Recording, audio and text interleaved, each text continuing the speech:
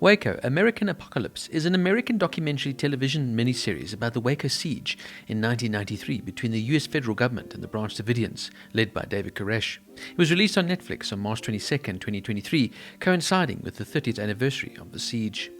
The three-part documentary series tells the story of Waco siege in 1993, which is the largest gunfight on US soil since the Civil War.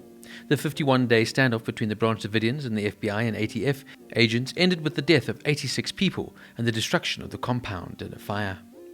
The docuseries is directed by Taylor Russell and produced by Original Productions. Netflix described the documentary as immersive and featuring cutting-edge visual technology, as well as raw news footage that was never broadcast.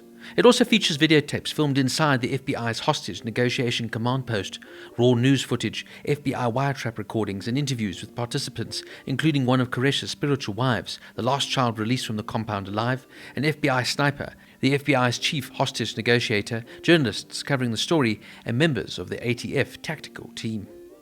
Just a little background on the actual Waco siege. The siege, also known as the Waco Massacre, was the law enforcement siege of the compound that belonged to the religious cult, the Branch Davidians. It was carried out by the US federal government and Texas state law enforcement between February 28th and April 19th of 1993. The Branch Davidians were led by David Koresh and were headquartered at Mount Carmel Center Ranch in the community of Axtell, Texas, 13 miles or 21 kilometers northeast of Waco. Suspecting the group of stockpiling illegal weapons, the Bureau of Alcohol, Tobacco and Firearms, the ATF, obtained a search warrant for the compound and arrest warrants for Koresh, as well as a select few of the group members. The ATF intended a sudden daylight raid of the ranch in order to serve and search an arrest warrant, with the element of surprise meant to allow the quick control of the situation, reducing the risk to all parties that would be associated with the group members using the large cache of modified weapons and explosive devices that they had available. Any advantage of surprise was lost, though, when KWTX TV reporter, who had been tipped off about the raid, asked for directions from a US Postal Service mail carrier who was coincidentally Koresh's brother-in-law. Thus, the group's members were fully armed and prepared. An intense gunfight erupted, resulting in the deaths of 4 ATF agents and 6 Branch Davidian members. Upon the ATF's failure to execute the search warrant, a siege lasting 51 days was initiated by the Federal Bureau of Investigation. Eventually, the FBI launched a tear gas attack on April 19, 1993, in an attempt to force the Branch Davidians out of the ranch. Shortly thereafter, Mount Carmel Center became engulfed in flames. The fire resulted in the deaths of 76 Branch Davidians, including 25 children, 2 pregnant women, and David Koresh. In total, 51-day siege resulted in the deaths of 4 federal agents and 82 Branch Davidians, 28 of whom were children. The events of the siege and the attack, particularly the origin of the fire, are disputed by various sources. The Department of Justice concluded that, although incendiary tear gas canisters were used by the FBI, the Branch Davidians had started the fire, complete with evidence from listening devices, recordings of very specific discussions between Koresh and others about pouring more fuel on piles of hay as the fire started, and aerial footage that showed at least 3 simultaneous ignition points at different locations in the sweeping structure. The FBI contends that none of their agents fired any live rounds on the day of the fire.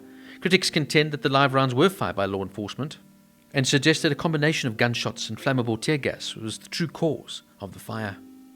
The Waco siege was cited by Timothy McVeigh as the main reason for his and Terry Nichols' plan to execute the Oklahoma City bombing on April 19, 1995, as well as the modern-day American militia movement and the rise of opposition to firearm regulation. Now look, there has been plenty of documentaries and even a TV series made in 2018 all about the Waco siege.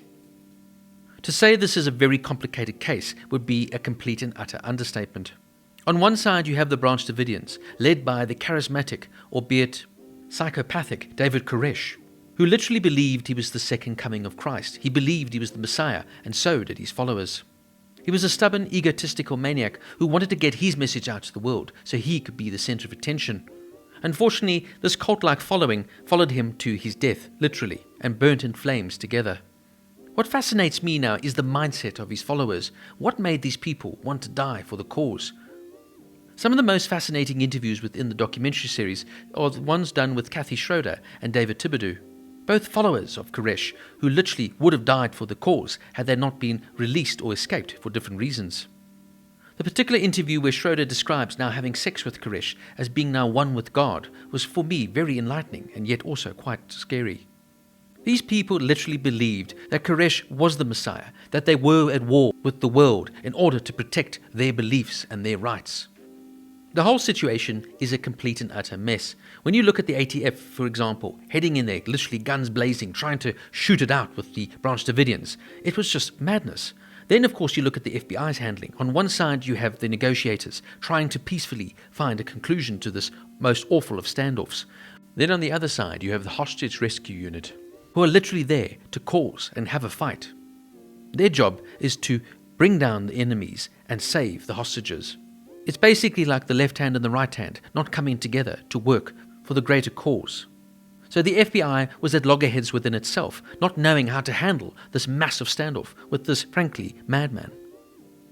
The fire that eventually engulfed Mount Carmel and left 76 dead is an absolute tragedy. It's absolutely shocking to think that these people literally burned to death, children as well, all because they believed in the whims of one crazy madman, hell-bent on proving his point.